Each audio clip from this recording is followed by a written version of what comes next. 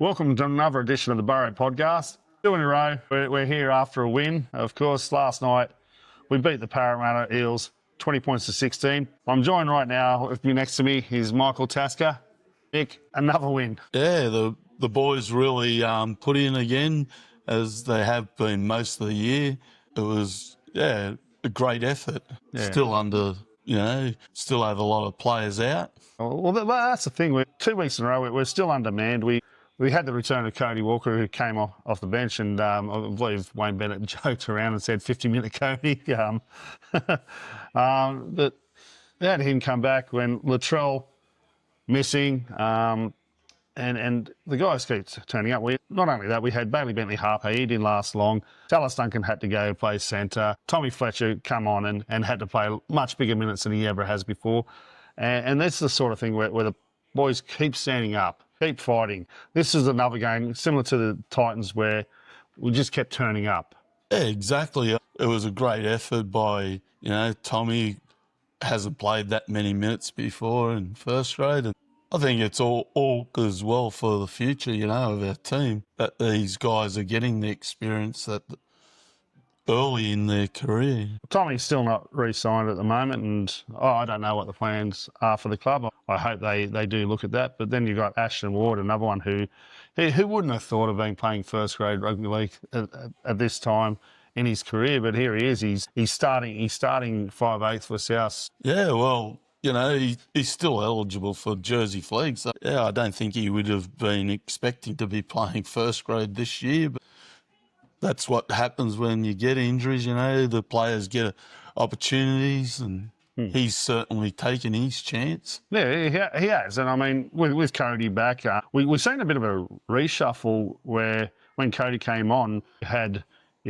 Cody in the halves with Ashton Ward, you had Jamie Humphries playing that roving lock role, and you had Brandon Smith came on as a ball-playing prop as well. So it was quite interesting to see that reshuffle, and it actually worked, didn't it? It did. I thought when Brandon and Cody came on, our attack really got better, and they just keep turning up, the guys. That's one thing you can say about this team is their efforts are just enormous every week. Yeah, well, we talk about efforts, and there's 2 guys that I want to pinpoint in effort areas. The first one is Talis Duncan, and I believe Talis Duncan turned the game on its head with that play where the ball ricocheted from a kick, and he just ran hard. The fullback Iongi it was that looked like he was going to get there first, but he did this little bobble, and Talis Duncan was able to get the ball. They ruled a double knock on, and then that next set, Cody Walker, beautiful pass, great line running from Talis Duncan, straight through for a try, and we had an 8-point lead then. Yeah, that was a big effort, and like you say, it really turned the game because at that stage, that knife's edge. They were on. Like Parramatta was sort of getting a roll on, so that was just great effort to put the pressure on and cause the knock on. Another player I want to talk about is Jai Gray, and whilst I say that Talis Duncan turned the game, Jai Gray saved the game, and there was multiple efforts there with try-saving tackles. There was one right at the end with him and Talis Duncan that they brought down Iongi, but the one earlier that he brought Iongi, I think, who was it that made? Was it Penatano that made the break? He passed it into Iongi. Beautiful tackle there by Jai Gray, but that didn't stop there with Jai. It didn't stop there with Jai. No, Jai was everywhere last night with his running meters. It was... Yeah, well, I just want to go further on. And what I mean by that was the very next play, he's gone in there and made a tackle to save a try. And again, you think, okay, but that still wasn't it. They put the kick through, they put a short kick through, and he cleaned that kick. 3 plays in a row, 3 defensive plays in a row that were just brilliant. And it just shows the effort from this young guy. Oh, it certainly does, and it's what he's been doing all year, really. They, he's not the biggest guy, obviously, but, you can't fault the effort, and he always puts his body on the line. So, hats off to him. you got Talis Duncan was awarded the Eric Sims medal, and I think it was a very good choice. But I also don't think it would have looked out of place with Jai Gray getting it. I could have tossed a coin to say who deserved that more. Definitely, like the two of them were standouts on the night.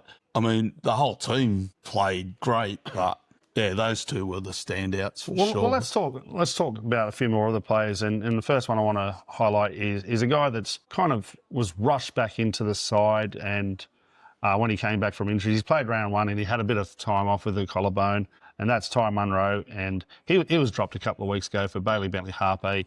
Was brought back in because Latrell Mitchell pulled out, and he gave the Fox a bath, didn't he? He did, and I think he was having a lot of fun because obviously the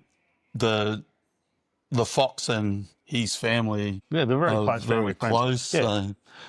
And of course, with everything, the unfortunate events that happened last year with Munro, he was there for him. He was very good in a supporting role there for Tyrone to help him through Josh Adokar, that was. So they are very close, and I think the Fox had mixed emotions there. He was proud of him, but he kind of was like, wow, not at my expense. So yeah, I don't think he would have been expecting it either. Like he was like sort of every time he touched the ball, Ty was there to like put pressure on him. Well, it was his defensive issues that he had, and also issues under the high ball that seen him dropped originally. But he wasn't tested too often with the high ball, but the defensive issues seemed really good. That was he was on, and then he scored that early try as well. Yeah, I think the early try sort of gave him the confidence to like for the rest of his game as well.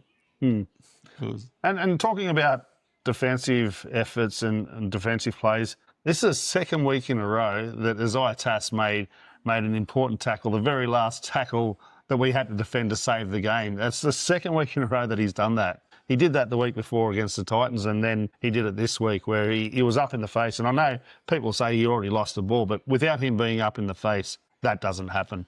Yeah, exactly. Like the pressure, the speed at which he came up off the line, put pressure on the guy. Otherwise, it could have been just a simple catch, and they had like men outside. But yeah, that's the efforts that we talk about that has sort of won us a lot of games this year. It's funny how similar the ending was in both games, where we were there defending our line to try and save the game, and on the edge of the seat, they don't do it easy for us, but it's just great to see that resilience. I want to pinpoint a stat there. I think it was 9 line breaks to Parramatta. 9 line breaks, and they only scored 3 tries. The thing that impressed me most was how quickly all our players got back. They were so fast in getting back to make sure they were there once Jai Gray made those try savers or whoever else it was, they were back there to help their mate out and made sure that it wasn't worth nothing, that tackle. Yeah, exactly. Like we spoke about before, where Jai had those 3 plays in a row, the effort for the rest of the forwards to get back after that long break was it was great. And again, it's the efforts that but not just to get back, but to get on side as well. Yeah, very true. Getting back's one thing, but yeah, to be on side and ready to make the next tackle was there was a couple of players that I think we've been a bit critical of. In Sean Kepi and also Jacob Host, and they both had very strong games, didn't they? They did. Like Kepi was, I think it was one of his better games, especially lately. But like you can't fault any of the players really on their efforts, like during the game. And both made over 100 metres, and that's something we've lacked with our forwards is making over 100 metres. And just looking at here, Jacob Host made 106 metres from 16 runs and 12 runs from Sean Kepi for 101, right? And defensively, I think it's more defensively that I've been more impressed with. I think they made 26 and 27 tries respectively. Those sort of, and they were hitting them hard. Yeah, I think Jacob come up with at least a couple where he really like hit him hard, and the Sean guy Kepi stayed as well. down. Because there was so many times I was going, who was that? And it was Sean Kepi. And it's like they knew that they were the leaders of the pack and had to do something. I mean, we're not shocked that Jai Arrow, with all forwards, he almost got run for 200 metres last night, and that's just typical of Jai's efforts this year. Yeah, I guess that's one thing about it is you sort of tend to not think about his effort because you just expect it. Whereas these other players, when they do it stands out because they're like, you sort of think, oh, they're not going to do as much. But when they do, it's great. Yeah, well, we spoke briefly about the return of Cody Walker and whatnot. It's just great to see him get through the game, finish the game. It's the first game he's completed since, was it round 4 against Penrith? Because round 5 he only lasted the half time, and every time he's come back, he hasn't finished the game. So it's great that he was finally able to get through a game. Yeah, it certainly was. Obviously, he didn't play the full game, but it was great to see him at the end of the game still ready to play, I guess, and not being injured. Yeah, well, Peter Mamazelis, he scored a really crafty try there from dummy half, and he seems to be getting better and better. Like I seen it in his second stint against the Titans. He was making yards out of dummy half. He was starting to know when to run. One thing I really like about Pete Mamazelis is his distribution on the line. He's thrown a few crash balls for tries, which has really helped us. The one that he put for Sean Kepi against the Dragons earlier in the year to even the game, that was instrumental in us winning that game. So it's just great to see, and having that rotation there with Brandon Smith, and Brandon Smith can come on, play hooker, he can play prop, he can play lock, he can even play on an edge, Brandon Smith. So he's a great guy to have coming off the bench. Oh, without a doubt. His experience, the work rate, and also I think he just lifts everybody just being on the paddock. Well, I want to go back we're talking about Cody Walker and his combination with Talis Duncan, and Talis gave him special praise after the game and said how Cody helped his game on the field as well, where to be, where to run, and things like that. And these are the sort of things that you can't coach on the field. Is when you got someone like that on the field that's able to direct, it just shows how important Cody Walker is for this side. Oh, without a doubt, his experience is invaluable, but it's not just his experience, but also his ball playing, and that is something we've lacked. We don't create as many opportunities in that. Sorry. But yeah, going back to guys like Ashton Ward and Tommy Fletcher, the experience that they got defensively, Tommy Fletcher's doing really good things there defensively, working there next to Cody in defence. Even Ashton Ward, the size of him, he's not scared. He's not scared to get in there and really give it a go. And this is the reason why he has leapfrogged Lewis Dodd. Yeah, for sure. He's always willing to get in behind the players and Get his body on the line. As always. So yeah, it's great to see. And Tommy, I think he even in the lower grades, he's always been a pretty good defensive player. And the rest of the attacking part and that'll come over time as he gets more confident with playing first grade and that, I think. Yeah, well, a weird stat for this season. All our wins this year have come in twos. We early on in the season, we beat the Dolphins, backed it up with a win against the Dragons. Then we beat the Panthers, backed it up with beating the Roosters. Beat the Broncos, backed it up with beating the Tigers. And last week beat the Titans. Now we backed it up with beating the Eels. So I hope we put an end to that next week and make it 3 in a row against the Dragons. But it's quite interesting that when we win one, we win the next game. Yeah, it's very interesting. I didn't know that, until yesterday when you mentioned it. But, yeah, it's good. Hopefully, like you say, we make it 3 and not just 2. But it'll be interesting to see again who Wayne picks next week. Yeah, well, I mean, we've already lost Bailey Bentley Harper. He'll be out next week. I believe that Liam LeBlanc is now out. He needs to go get surgery, so I don't think he'll be playing next week. But you got 2 guys that could be in Latrell Mitchell and Cam Murray. They can both be back in. You could even see Keon back. Lockie Hubner should be back from his HIA the previous week, so he's another one that can come in. So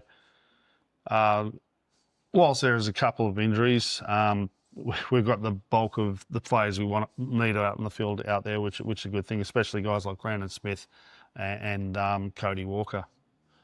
Yeah, well, if those 4 players that you mentioned do come in, that'll be enormous, and it'll definitely lift the team. Well, one I think people were a little bit disappointed about was there was no tries to AJ.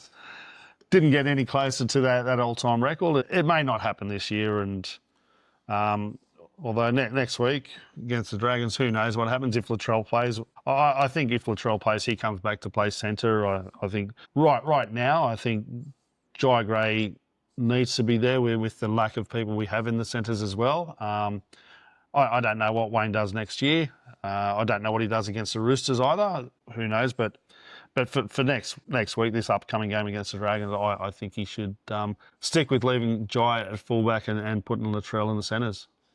Oh, yeah, definitely. Like right now, with all our injuries and that, I think that's the best mix for us to have Latrell and Jai in the team. And like Latrell at centre, Jai at fullback. I spoke before about the 9 line breaks, and again, I think that highlights the issues we have defensively in the front line. Got caught out a few times there, and they did make a few breaks. Scramble defence is great, but you can't always rely on your scramble defence, and the better teams will make us suffer from that. Yeah, exactly.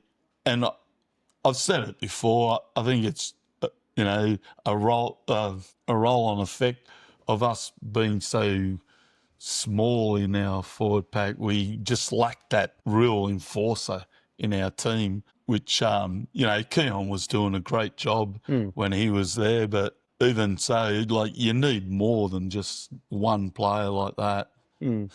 Well, who knows? We could have a bit of help next year. This Fafita room won't go away. We've spoken about Adam and Elliot's another one. And a strange one I heard last night was being back on the cards is Matt Lodge. So I don't know. I know that's going to upset a few people out there.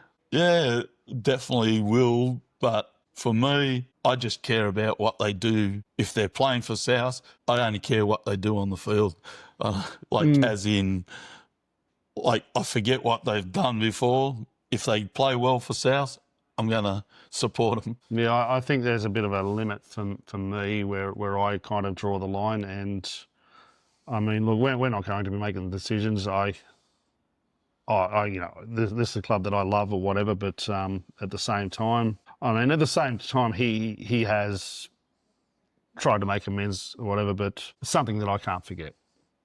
Yeah, no, that's fair enough. Like, for me, as I said, I just worry about what they're doing on the field for me. But, obviously you don't really want somebody who's going to keep causing problems and that. True. And let's hope that doesn't happen. Look, we know Wayne doesn't care about that. He's the one that brought him to the Broncos back in the first place, so that's not going to affect him. But Indigenous Round, it was the second week of Indigenous Round. They had it, and it's something very close to the club. And I have to say, the club always do a fantastic job with Indigenous Round. Oh, certainly. With South's association with the Indigenous community, yeah, it's no wonder that they support Indigenous Round so well. Well, you had a special touch, first of all, with Greg Inglis, and then having Kathy Freeman come out and ringing the bell. It was just great seeing those sort of things. And the crowd just absolutely loved when they first seen Greg Inglis again.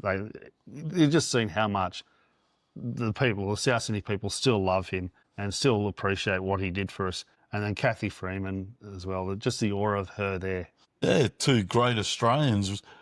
You know, okay, they're Indigenous, like, or part of the Indigenous community and that, but for first and foremost, they're great Australians, and it's always good to have them, you know, a part of the South. We also like that jersey. I love that jersey, the design that they came up with, and I say we won both games wearing it. Maybe we should be wearing it more often, but Yeah, well, you know, maybe have it as our home game, home jersey.